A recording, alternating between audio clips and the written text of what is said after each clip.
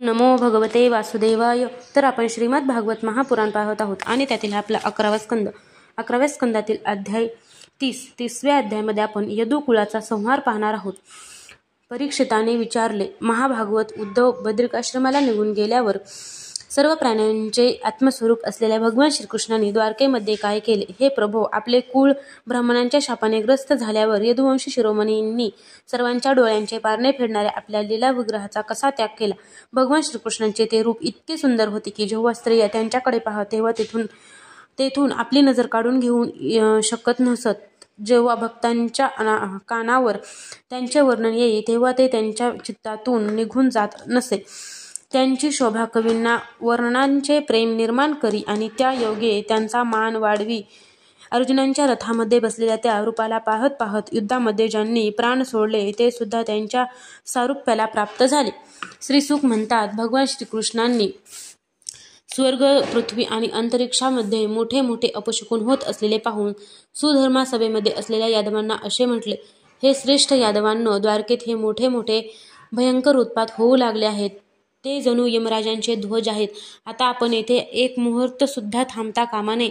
स्त्रिया, मुले आणि वृद्ध यांनी शंखोद्वार क्षेत्री जावे आणि जेथे सरस्वती नदी पश्चिमेकडे वाहते त्या प्रभास क्षेत्री आपण जाऊ.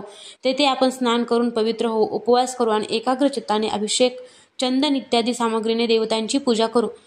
तेथे आपण पुण्य हवाचनानंतर गायी, भूमी, सोने, वस्त्र, हत्ती, घोडे, रथ आणि निवासस्थानांचे श्रेष्ठ ब्राह्मणांना दान करू. हा विधी अमंगलांचा नाश करणारा आणि परममंगल करणारा आहे. देवता, ब्राह्मण आणि गायींची पूजाच मनुष्यांना परम लाभदायक आहे. श्रीकृष्णांचे हे म्हणणे ऐकून सर्व वृद्ध यादव ठीक आहे असे म्हणून नावांमधून समुद्र पार करून रथातून प्रभास क्षेत्राकडे गेले. तेथे गेल्यावर यदुदेव भगवान श्रीकृष्णांच्या आदेशानुसार यादवांनी अत्यंत भक्तीने सर्व प्रकारची मंगलकृत्य केली. तेथेच दैवाने बुद्धिभ्रष्ट झालेल्या त्यांनी मेरेयक नावांची मदिरा मोठ्या प्रमाणात घेतली. नाहीतरी मध्याने बुद्धिभ्रष्ट होतेच. मदिरेच्या अतिसेवनाने धुंद झालेले ते गर्विष्ठ वीर एकमेकांशी लढून झगडू लागले. वास्तविक श्रीकृष्णांच्या मायेनेच ते भ्रमिष्ठ झाले होते. मदिरा हे निमित्त होते. रागाच्या भरात विवेकहीन होऊन ते त्या किनाऱ्यावरच धनुष्य व तलवारी, भाले, गदा व तोमर, वृष्टी इत्यादी शस्त्रांनी एकमेकांशी युद्ध करू लागले. अत्यंत उन्मत्त झालेले यादव रथ, हत्ती, घोडे, गाढवे, उंट, खेचरे, बैल, रेडे आणि माणसावर सुद्धा स्वार होऊन एकमेकांना बाणांनी घाया करू लागले.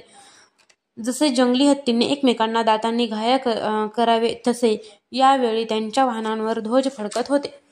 प्रद्युम्न सांभाशी, अक्रूर भोजाशी, अनिरुद्ध सात्यकीशी, सुभद्र संग्रामजिताशी, गदगद नावाच्या पुतण्याशी आणि सुमित्र सुरथाशी युद्ध करू लागला. ते भयंकर योद्धे क्रोधाने एकमेकांचा विनाश करण्यासाठी सज्ज झाले होते.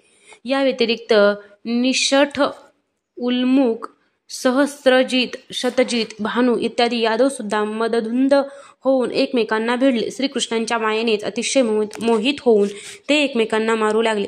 दाशार्ह, वृष्णी, अंधक, भोज, सात्वज, मधु, अर्बुद, माथुर, सूरसेन, विसर्जन, कुकुर आणि कुंती वंशातील लोक आपापसातील प्रेम विसरून एकमेकांना मारू लागले.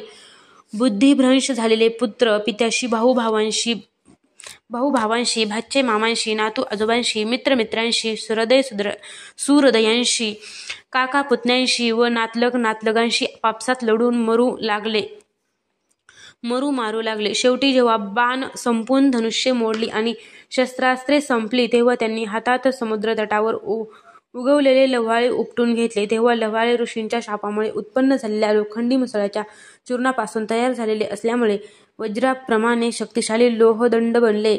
आता तेच एकमेकावर मारू लागले. श्रीकृष्णांनी त्यांना रोखण्याचा प्रयत्न केला तर ते मायामोहित अविचारी त्यांना आणि बलरामांनाच आपले शत्रू समजून त्यांना सुद्धा मारण्यासाठी सरसावले.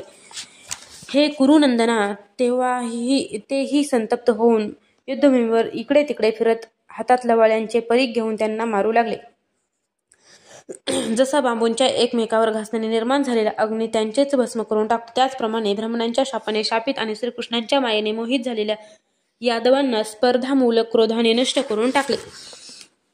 आपल्या सर्व कुलांचा संहार झाला तेव्हा पृथ्वीवरील उरला सुरला भार सुद्धा नाहीसा झाला असे श्रीकृष्णांना वाटले. बलरामांनी समुद्र किनाऱ्यावर बसून एकाग्रचित्ताने परमात्मचिंतन करीत आत्म्याला परमात्म्याशी जोडून मनुष्य देहाचा त्याग केला. बलराम स्वरूपात लीन झालेले पाहून भगवान श्रीकृष्ण सुद्धा एका पिंपळाच्या झाडाखाली जमिनीवरच गप्प बसले. त्यावेळी त्यांनी स्वतःच्या तेजाने झळकणारे चतुर्भुज रूप धारण केले होते. धूर नसलेल्या अग्निप्रमाणे ते दिशा प्रकाशमान करीत होते. त्यांच्या मेघाप्रमाणे सावळ्या शरीरावर तापलेल्या सोन्यासारखी कांती होती. वक्षस्थळावर श्रीवत्साचे चिन्ह शोभत होते. त्यांनी रेशमी पितांबर आणि शेला धारण केला होता. त्यांचे हे रूप अतिशय मंगलकारक होते. मुख कमळावर सुंदर हास्य आणि काळे कुरळे केस शोभून दिसत होते. कमळाप्रमाणे सुंदर नेत्र होते. मकराकृती कुंडले कानात झगमगत होती. कमरेला करदोडा, गळ्यात जानवे, मस्तकावर मुकुट, हातांमध्ये कंकण, बाहूमध्ये बाजूबंद, वक्षस्थळावर हार, पायामध्ये नुपुरे, बोटांमध्ये अंगठ्या आणि गळ्यात कौस्तुभमणी शोभत होता. गळ्यात वनमाला रुळत होती. शंख, चक्र, गदा आणि पद्य ही आयुधे मूर्तिमंत होऊन जवळ उभी होती. त्यावेळी भगवान आपल्या उजव्या मांडीवर तांबड्या कमळाप्रमाणे तळवा असलेला डावा पाय ठेवून बसले होते.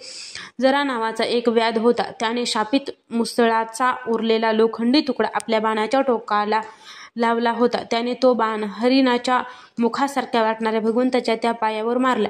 जवळ आल्यावर ते चतुर्भुज भगवान आहेत असे पाहून त्याला अपराधाची जाणीव झाली. म्हणून भिवून त्याने असुरांचा नाश करणाऱ्या त्यांच्या चरणावर आपले मस्तक ठेवले. तो म्हणाला, हे मधुसूदना, मी पाप्याने हे अजाणतेपणाने केले. मी पापी आहे. उत्तम कीर्ती पुण्यशील भगवान, आपण मला क्षमा करावी.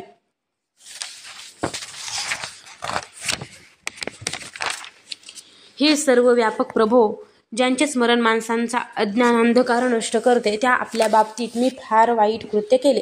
हे वैकुंठा, आपण मला पापी पारध्याला तात्काळ मारून टाका.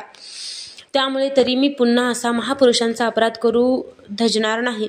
आपल्या योगमायेचा विलास ब्रह्मदेव, त्यांचे पुत्र रुद्र इत्यादी किंवा वाणीचे अधिष्ठाता बृहस्पती इत्यादी सुद्धा जाणत नाहीत, कारण त्यांचे ज्ञान आपल्या मायेने झाकले गेले आहे.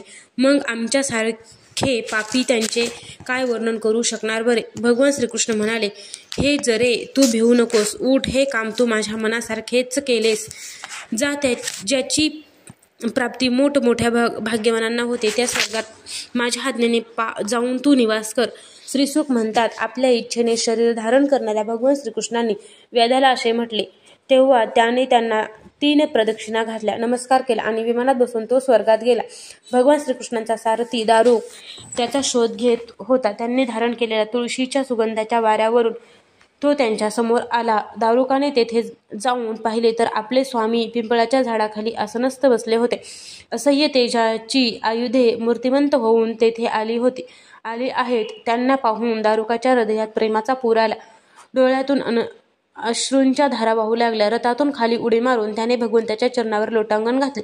दारुकाने म्हटले, हे प्रभो, रात्री चंद्र नसल्यावर अंधारात ज्याप्रमाणे काहीच दिसत नाही, त्याप्रमाणे आपले हे चरणकमल न दिसल्यामुळे मला दिशा कळानाशा झाल्या आणि मी अस्वस्थ झालो. श्रीसुख म्हणतात, दारुक असे बोलत असताना त्याच्या देखतच भगवंताचा गरुड ध्वज व घोड्यांसह आकाशात उडाला. त्या पाठोपाठ भगवंतांची दिव्य आयुधे सुद्धा निघून गेली. हे सर्व पाहून अत्यंत चकित झालेल्या दारुकाला भगवान म्हणाले, दारुका, तू द्वारकेला जा आणि तेथील बांधवांना यादवांनी एकमेकांचा केलेला सहार, बलराम दादांची परमगती आणि माझी अवस्था सांग. तसेच त्यांना सांग की आता तुम्ही परिवारांसह द्वारकेत राहू नका. मी सोडलेली ती नगरी समुद्र बुडवून टाकील. सर्वांनी आपापली संपत्ती आणि मातापित्यांना घेऊन अर्जुनाच्या संरक्षणाखाली इंद्रप्रस्थाला निघून जावे. मी सांगितलेल्या भागवत धर्माचा तू आश्रय घे आणि ज्ञाननिष्ठ होऊन सर्वांच्या बाबतीत निरपेक्ष हो. तसेच हे सारे माझी माया समजून शांत हो. हे ऐकून दारुकाने भगवंतांना प्रदक्षिणा घातली आणि त्यांच्या चरणकमलावर आपले मस्तक ठेवून वारंवार नमस्कार केला. त्यानंतर खिन्न मनाने तो द्वारकेला गेला. अध्याय 30 समाप्त.